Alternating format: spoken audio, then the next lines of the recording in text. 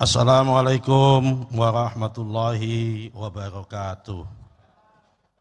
Laporan Panitia Angket Dewan Perwakilan Rakyat Republik Indonesia terhadap penyelenggaraan haji pada rapat paripurna Senin 30 September tahun 2024. Assalamualaikum warahmatullahi wabarakatuh. Yang terhormat pimpinan DPR RI, Ibu Dr. Puan Maharani, para wakil ketua di pimpinan DPR RI, Bapak Profesor Dr. Susmi Dasko, Bapak Dr. Muhaimin Iskandar, Letnan Jenderal TNI Paulus Ludwig, dan Bapak Rahmat Gobel. Yang terhormat pimpinan alat kelengkapan Dewan, Bapak Ibu pejabat kesekretariatan Jenderal DPR RI, dan hadirin yang berbahagia. Pertama-tama, mari kita panjatkan puji syukur kehadirat Allah Subhanahu wa Ta'ala atas segala rahmat-Nya.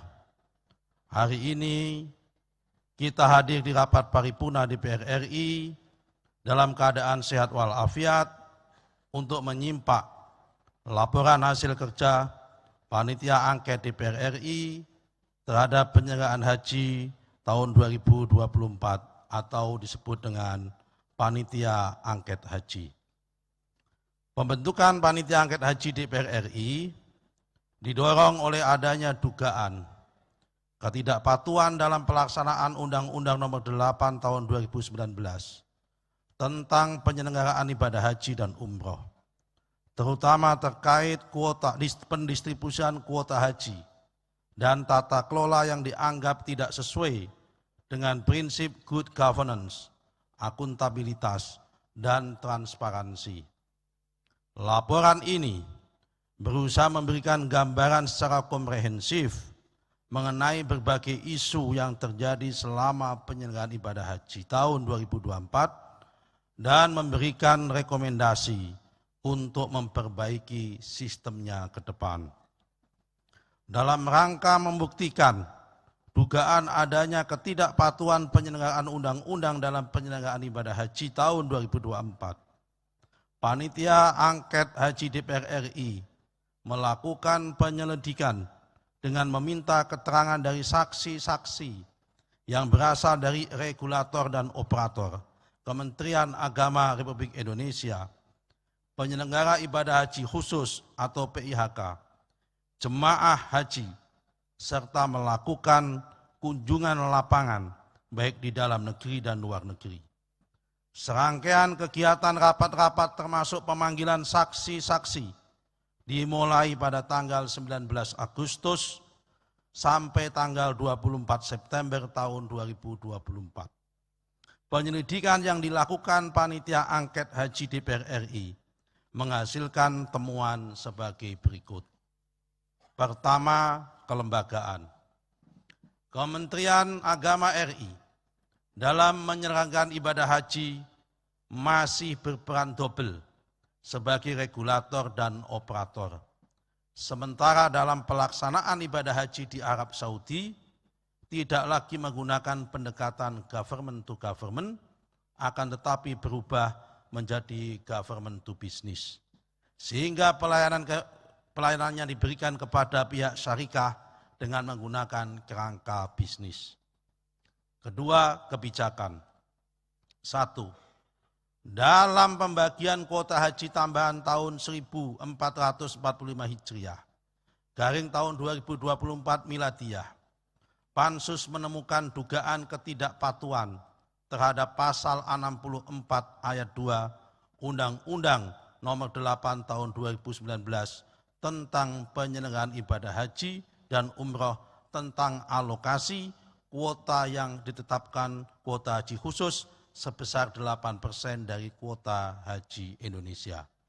2. Kementerian Agama Sekyu Dirjen Penyelenggaraan Haji dan Umroh melakukan ketidakpatuhan dengan mengajukan pencairan nilai manfaat pada tanggal 10 Januari tahun 2024 sebelum diterbitkannya KMA nomor 130 tahun 2024 pada tanggal 15 Januari tahun 2024 yang seharusnya menjadi basis penghitungan kuota. Ketiga, distribusi kuota haji. 1. Pengisian kuota haji reguler untuk jamaah yang membutuhkan pendamping, penggabungan, dan pelimpahan porsi masih ada celah atau kelemahan di mana pendamping diisi oleh jemaah haji reguler yang bukan mahramnya. 2.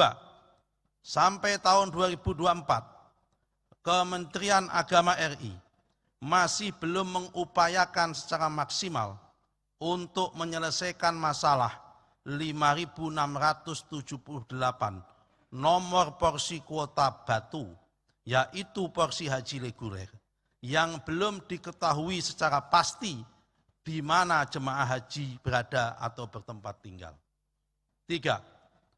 Terdapat ketidaksinkronan antara keputusan Direktorat Jenderal Penyelenggaraan Haji dan Umroh nomor 118 tahun 2024 tertanggal 29 Januari tahun 2024 tentang petunjuk pelaksanaan pemenuhan kuota haji khusus tambahan dan sisa kuota haji khusus tahun 1445 Hijriah dan surat edaran Direktur Bina Haji khusus dengan nomor B116038-DJ garing DT2 Romawi 4 Romawi titik 2 garing HJ titik 00 garing 2 garing 2024 tentang penyamian daftar nama jamaah haji khusus berhak lunas pengisian sisa kuota tahun 1445 Hijriah garing 2024 Miladiah dengan Undang-Undang Nomor 8 tahun 2019 tentang penyelenggaraan haji dan umroh pasal 65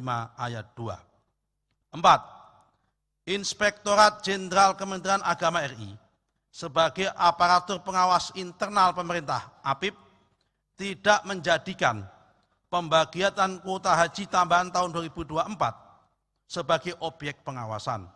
Sementara pembagian tambahan kuota haji tahun 1445 Hijriah ada potensi tidak sesuai dengan Undang-Undang Nomor 8 tahun 2019 tentang penyelenggaraan ibadah haji dan umroh. Keempat, Siskohat dan Siskopatuh. 1. Sistem komputerisasi haji terpadu Siskohat tidak terjamin keamanannya karena tidak ada audit berkala terhadap sistem. Selain itu terlalu banyaknya pemangku kepentingan yang dapat mengakses seperti Subdit Siskohat, Subdit Pendaftaran Haji, kantor wilayah, kantor Kementerian Agama di kabupaten kota, bank perimastoran, penyelenggara ibadah haji khusus, sehingga rawan diintervensi dan membuka celah orang yang tidak berhak berangkat haji dapat berangkat haji. 2. Sistem komputerisasi pengelolaan terpadu umroh dan haji khusus, Siskopatuh, tidak bisa terjamin keamanannya karena tidak ada audit terhadap sistem secara berkala dan terbuka. Selain itu, terlalu banyaknya juga pemangku kepentingan yang dapat mengakses sehingga rawan diintervensi dan membuka peluang orang yang belum saatnya berangkat haji dapat berangkat haji tanpa antrian. 3. Lemahnya pengawasan terhadap tim verifikator yang ditandai dengan adanya jemaah haji yang tidak sesuai dengan Siskohat serta celah perubahan data. 5. Pendaftaran. Di dalam keputusan Menteri Agama nomor 226 tahun 2023 tentang biaya perjalanan ibadah haji khusus, keputusan Menteri Agama nomor 1063 tahun 2023 tentang setoran pelunasan biaya perjalanan ibadah haji khusus tahun 1445 Hijriah dan bab 3 poin B keputusan Dirjen PHU nomor 118 tahun 2024 tentang petunjuk pelaksanaan pemenuhan kuota haji ibadah haji khusus, prosedur pengusuhan sisa kuota tidak mencerminkan keadilan. Ketentuan tersebut mengakibatkan adanya praktek pemberangkatan 3.503 jamaah haji khusus dengan status tanpa antri, mendaftar tahun 2024 dan berangkat tahun 2024. 2. Ketentuan pasal 65 ayat 3 Undang-Undang Nomor 8 tahun 2019 tentang penyelenggaraan haji dan umroh yang menentukan pemenuhan kuota haji khusus berbasis usulan data dari PHK dan kesiapan jamaah.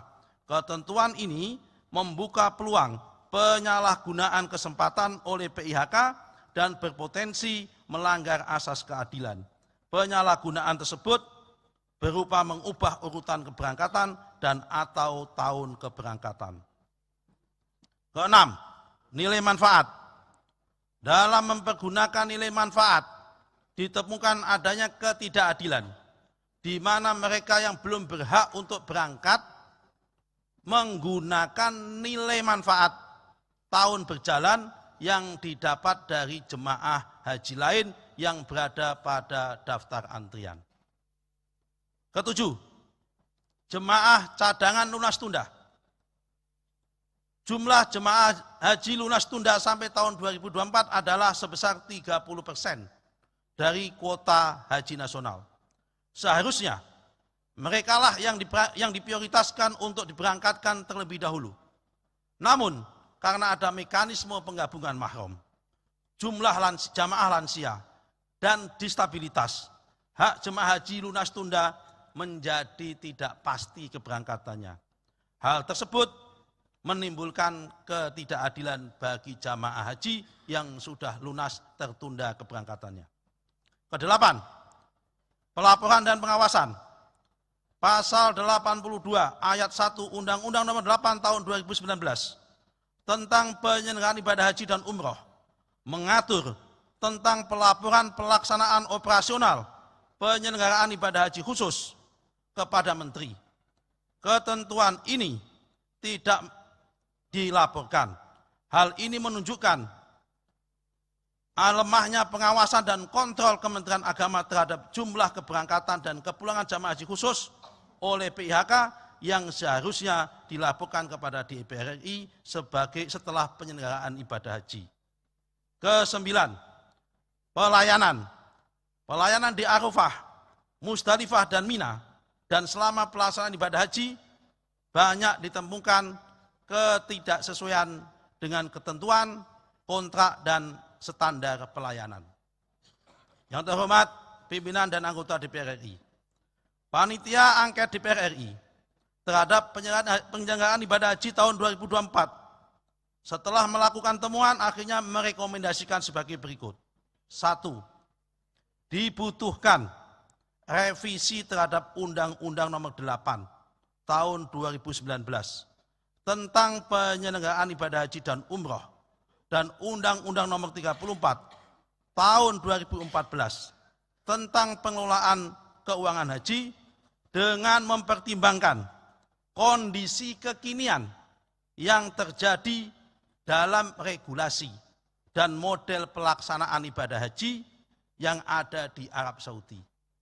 2. Diperlukan sistem yang lebih terbuka dan akuntabel dalam menetapkan kuota haji, terutama dalam ibadah haji khusus, termasuk pengalokasian kuota tambahan. Setiap keputusan yang diambil harus didasarkan pada peraturan yang jelas dan diinformasikan secara terbuka kepada publik. Nomor 3, dalam pelaksanaan ibadah haji khusus, Pansus merekomendasikan hendaknya dalam pelaksanaan mendatang peranan negara dalam fungsi kontrol terhadap penyelenggaraan ibadah haji khusus harus lebih diperkuat dan dioptimalkan. 4. Panitia angket mendorong penguatan peran lembaga pengawas internal pemerintah seperti Inspektorat Jenderal Kementerian Agama dan BPKP agar lebih detail dan kuat dalam mengawasi penyelenggaraan haji. Manakala membutuhkan tindak lanjut, dapat melibatkan dan bekerja sama dengan pengawas eksternal seperti Badan Pemeriksa Keuangan, dan aparat penegak hukum. 5. Pansus mengharapkan pemerintah mendatang agar dalam mengisi posisi Kementerian Agama dengan figur yang menganggap lebih cakap dan kompeten dalam mengakomodir, mengatur, dan mengelola penyelenggaraan ibadah haji. Demikian laporan hasil penyelenggaraan panitia angket haji DPR RI disampaikan dengan tujuan untuk memperbaiki penyelenggaraan ibadah haji agar lebih transparan, akuntabel, dan adil bagi semua pihak. Kami sampaikan laporan ini tidak dipersiapkan dengan dokumen laporan hasil penyelidikan dan dokumen proses penyelidikan. Akhirnya kami mengucapkan terima kasih kepada semua pihak yang telah berkontribusi terhadap kelancaran penyelidikan panitia angket haji DPR RI. Demikian, terima kasih. Wallahu muwaffiq ila aqwamit thoriq, wabillahi taufiq wal hidayah. Wassalamualaikum warahmatullahi wabarakatuh. Jakarta, 30 September tahun 2024, pimpinan panitia angket haji, Ketua Nusron Wahid ditandatangani.